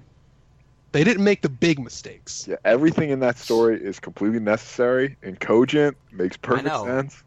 I remember in Aladdin, when I was watching in the movie theater as a child, I remember when Sora showed up and was like, hey, Aladdin, you suck shit. Let me deal with Jafar. Get out of here. Yeah, me and my boy Goofy and Donald, we got this. Yeah, man. That was the theatrical release. That was the best part. You gotta make sure you get the director's cut and stuff. As the deleted scenes, you know. Now I'm concerned that someone is going to read a textbook on Norse mythology 1,000 years in the future, and there's going to be a section on the Hulk. On like Chris Hemsworth. Yeah, they're gonna be like, well, that one time that Thor rode into combat with the Jade monster and was like, yep. That's actually Incredible Hulk. And then Loki took control of a spaceship. Yeah. Everyone remembers when he mind controlled Hawkeye to get the Tesseract. We've made a lot of jokes at this question that I asked earlier, but it's only starting to sink in with me right now. I'm now concerned. I was not concerned. Yeah, now I'm kind of concerned because if we think about how stories are told and how stories maintain their longevity, it's through sharing songs and poetry and on tapestries and tablets and pottery. And if a game disc of God of War 3 is going to be our pottery that gets found a generation from now, what are they going to think about our storytelling? And if you study medieval literature, or ancient literature for even just a little while, you quickly come to the conclusion that it's largely an accident what ends up surviving. It's not always the most important or relevant things. I mean, that's what I was going to say. God of War. It's whatever got painted on the most sturdy pot. So that's what I was going to ask. Is integrity as a goal necessarily something that is even achievable or worth striving for when so many of the things that we think are foundational pieces of history can be circumstantial? Like, I gotta say yes. Is there even a no option here? I mean, you could say that, but what happens if it's like, well, there were 5 more pyramids than the pyramids we see in Egypt right now that had the actual canon, or like the Rosetta Stone was, there were 7 different Rosetta Stones. This one's the shittiest one. The one that we found was the worst one. There were more languages on the other ones. And we just wouldn't even know. Yeah, well, I mean, whole libraries have burned down, The library at Alexandria. Yeah, gone. Like, apparently all the stuff we have from Aristotle is basically just like his lecture notes. Like, it's not even his books. It's weird. Now this is making me think way deeper than I thought I would. I mean, in proper respect to Jotun's storytelling using scope, we now have to take a step back and look at our storytelling and our game design and say, is the way we're telling games the way we want people to remember us as a storytelling generation? And now I feel weirdly responsible for the games that I play and the games that I support. Huh. So, Pete, you're making a face. This brings sort of a corollary question to, are video games a proper means of cultural conveyance? I mean, I think they are as much as any other medium. Yeah, I agree. Yeah. But then it becomes, again, I don't want to assign morality to pieces of culture either. Yeah, I would. If you're gonna go down that road, then all sorts of pop culture suddenly becomes a cultural vanguard, Right. and no one wants that. Like, I would be fine if Kesha became, the cultural voice, millennia from now. But She isn't already the well, I mean, voice of our generation. I assume she's going to last forever.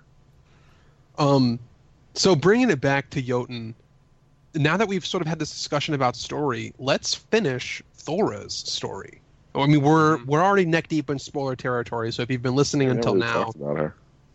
Yep. let's talk about what Thora did in this story, right? Who she is. We gave the intro for what her deal is at Well, the very beginning of the podcast, that she was this female Viking who died an inglorious death and got a second chance to prove herself and earn her way into Valhalla.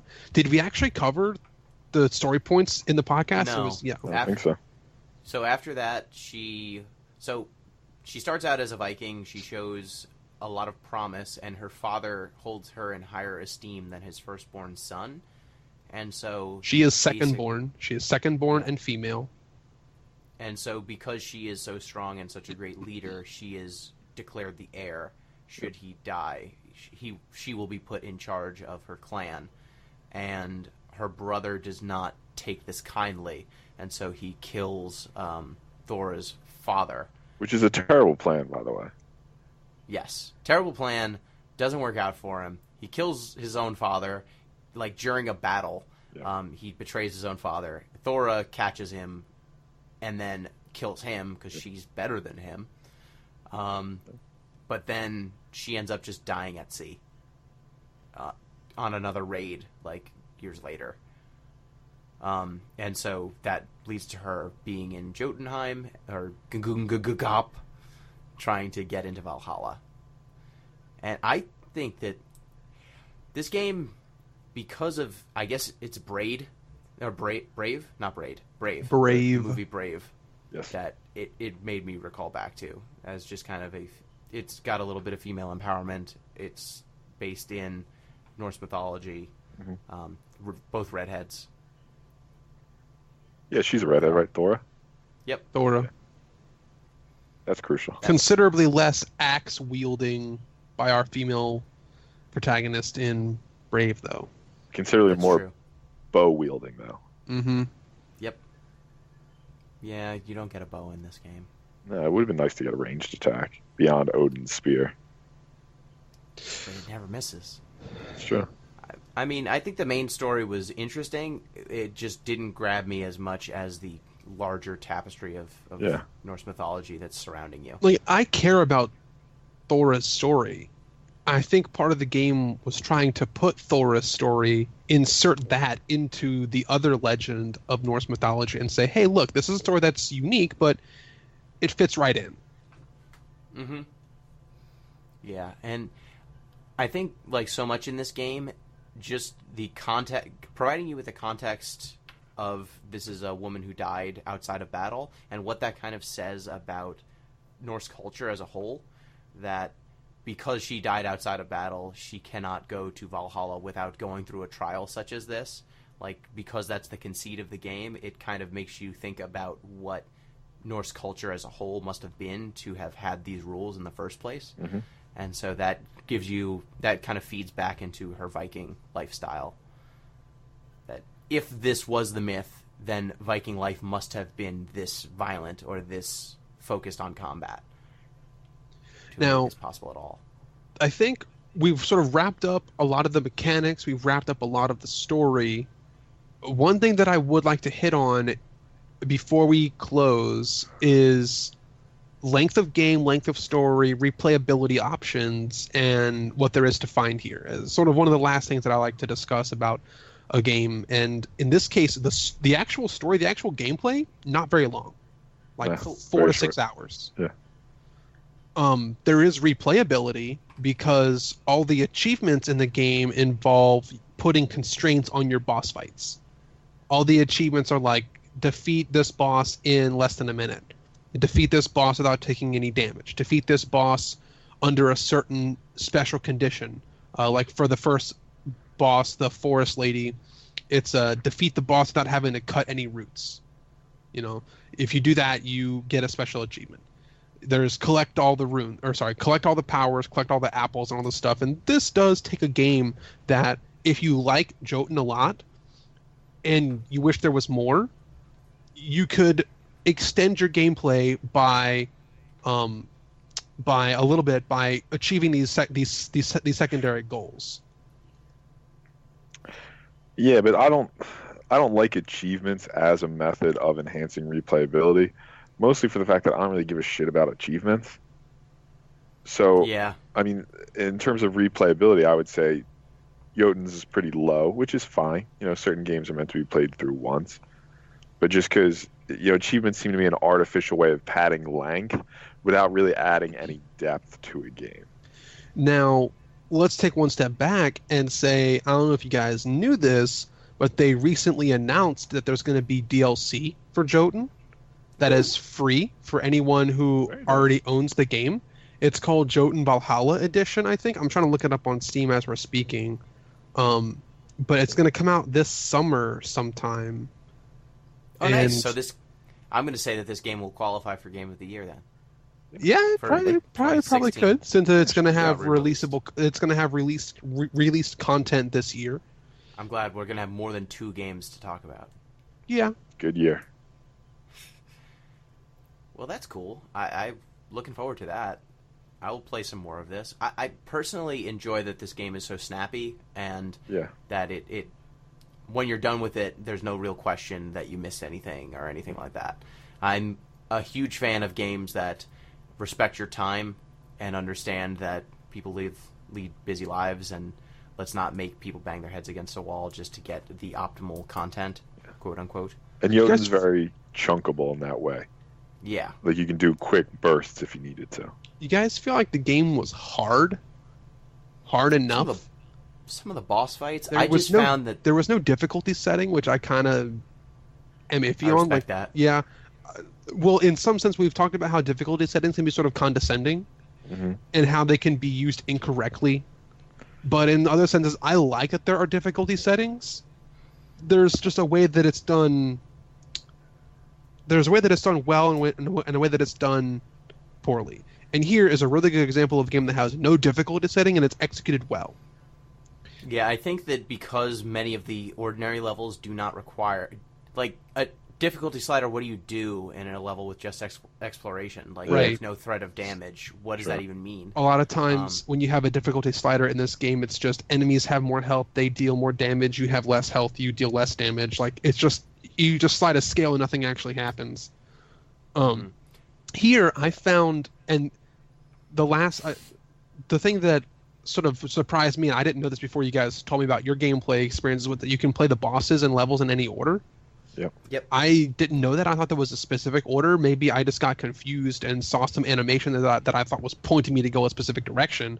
But I completed my playthrough and I thought to myself, these first 3 bosses were like way easy, not very challenging at all. And for a little bit, I was kind of dissatisfied that it wasn't more of a challenge. The last 3 bosses for me was like way harder. And I was like, okay, now it's hard. I now feel gratified for defeating a boss that is difficult.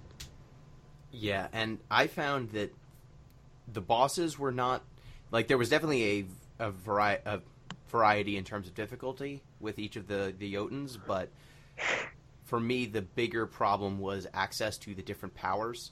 Certain, shrines that you could visit would give you powers that were just very, very useful against specific bosses, or allowed you to deal damage from a safe distance or avoid damage easily.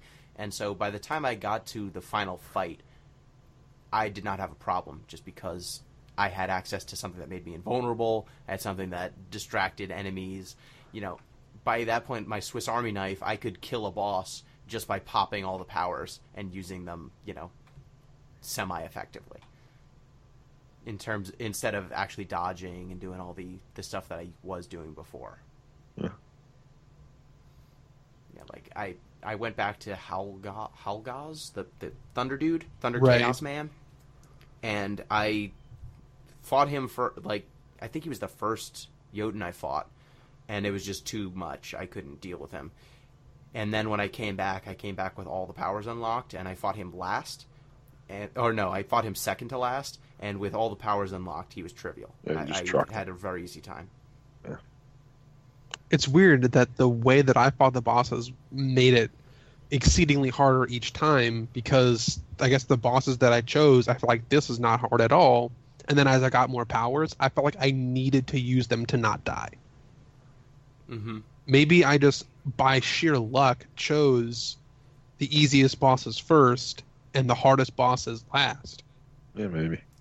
Yeah, I feel like the Earth boss, because you fought her second, right? I fought Forest first, then Earth, then Ice, then Thunder, then Fire, then Odin.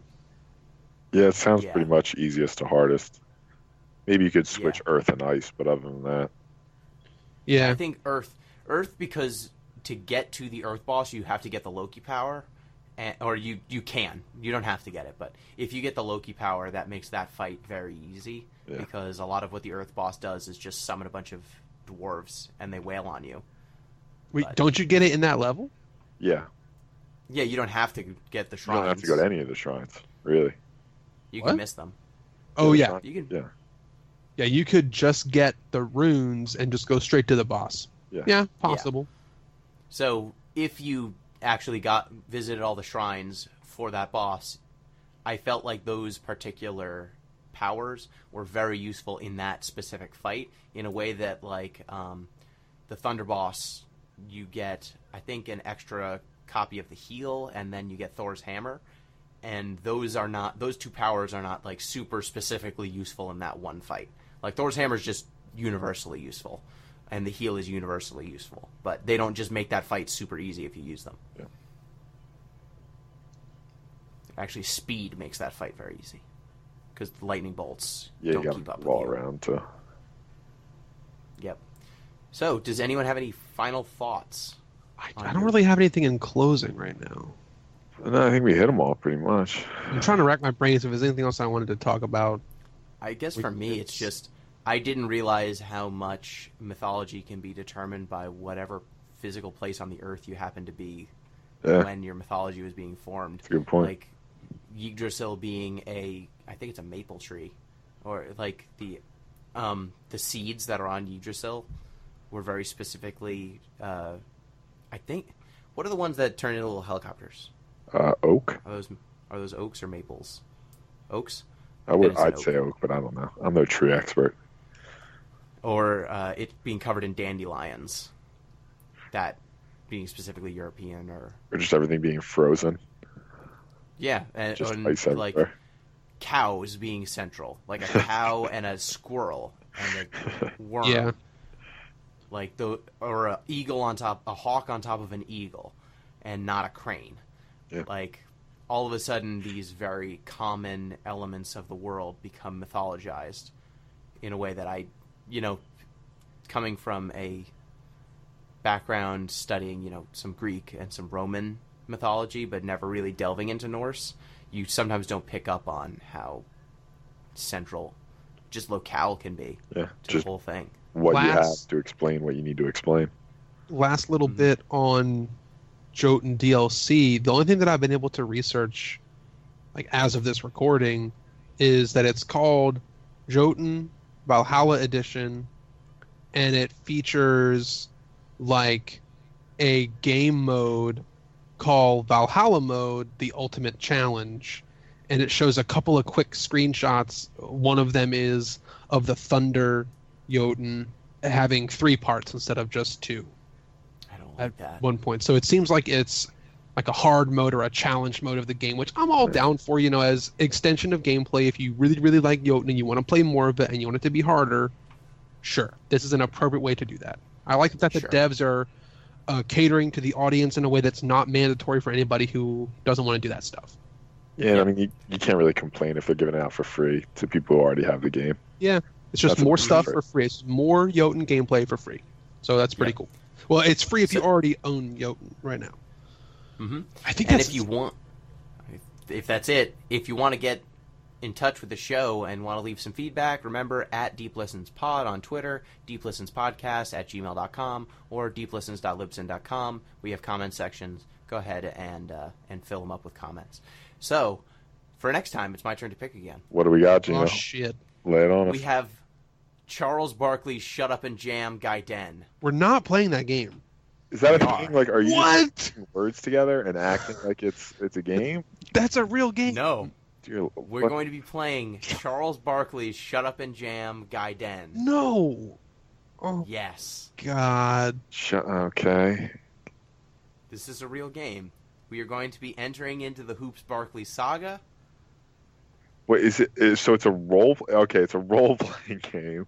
Yes, it is a role-playing game starring Charles Barkley. Oh. The game starts off in 2041. Awesome. I'm already on board. In a post-cyber-apocalyptic New York. You've swayed me, Yes. Gino. I think it was the last podcast or a podcast ago where you asked if Vince Carter was half man and half amazing, and if that would come up. It might come up. It might. If there's a game for it to come up in, this will be it.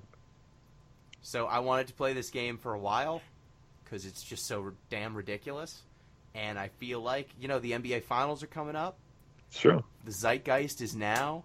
Charles Barkley continues to say ridiculous things on television because they keep giving him a microphone, which I'm a huge fan of. But I want to know, Billy, how many times have we seen people cosplaying Charles Barkley Shut Up and Jam at PAX? All the times. Every time. Don't you want to know, Billy? Where does one access Charles Barkley Shut Up and Jam Gaiden? I think you have to download it on their website because it is very much not for sale because of the horrible, It's. infringements I of think copyright. isn't this a sequel actually in a series? I think Gaiden means side story in Japanese. It is not a sequel. It is a canonical extension. It is the most canon of I believe it is the canonical extension of Space Jam and Michael Barkley Jordan's Shut Up and Jam. Charles Barkley Shut Up and Jam and the events of Space Michael Jordan. I think Danger in the Windy City. That's a Michael Jordan game. It might also involve Shaq Fu. It's unclear to me. Oh my goodness! If even Shaq Fu is getting involved, this is chaos. There's so many capital letters in this story explanation on Wikipedia. You have something called a Babby system and a Blood Moses and what the fuck are we gonna play? What is this? All right. There's just wanna know. There's a cyber dwarf, and then there's a chaos dunk, or getting a special appearance from Earthshaker in fucking Dota. So, what do you guys think of Charles Barkley's Shut Up and Jam Gaiden? I think that we're in for love it a shit already. show, and Pete, it's on your shoulders to bring the podcast back to normalcy after this. Well, I think we'll have. They're making a sequel. Do we know when the sequel's coming out? No, I don't. Oh, But I hope. God. Fingers crossed. But I think we're going to have a lot of discussion about copyright. There I was feel like an original release of Charles Barkley Shut Up and Jam in Japan. That's a very It was different called game. Barakuri Pawadanka. Tell me Blood Moses is a reference to Moses Malone. Oh my god, I'm gonna love this. This is gonna be great. I don't know, man. Pete, you're probably going to like this game more than me because I don't know fuck all about I'm basketball so lore. So I feel like at some point we're going to discuss fair use and whether it should be expanded after this game. Yeah, I think All right, you're let's go. All right, so shit, thank no. you for listening. Till next time, where we discuss Charles Barkley's Shut Up and Jam Gaiden. Thank you, Billy. Thanks, Gino. I was happier 10 minutes ago before I knew that I was playing this game. Jotun Thank you. Jotun was great. It did a lot of things right. Very, very few things I would have tweaked about this game. Definitely pick it up. It's only like, what, 10, 15 bucks on Steam, and it's worth every penny. Thank you, Pete. Yeah, thank you, Gino. Thank you, Billy. Thank you to all our listeners and tuning in. And thank you to the benevolence of the Norse gods who allowed a world where a game like Charles Barkley Shut Up and Jam Gaiden could be the- made. Fuck out of here. And thank you once again, listeners, for staying with us. I can't wait to hoop it up. I can't wait to chaos dunk all over this podcast. One more shout out to the Beautiful Joe people too. It's nice. Oh yeah, thanks, Beautiful Joe fan club. You guys are so beautiful. Thank you, Beautiful Club. We're bringing back Beautiful. We're doing it. That's it. It's gonna happen. They've been holding the torch. We're gonna pick it up. Okay, stay beautiful out there, listeners. Peace.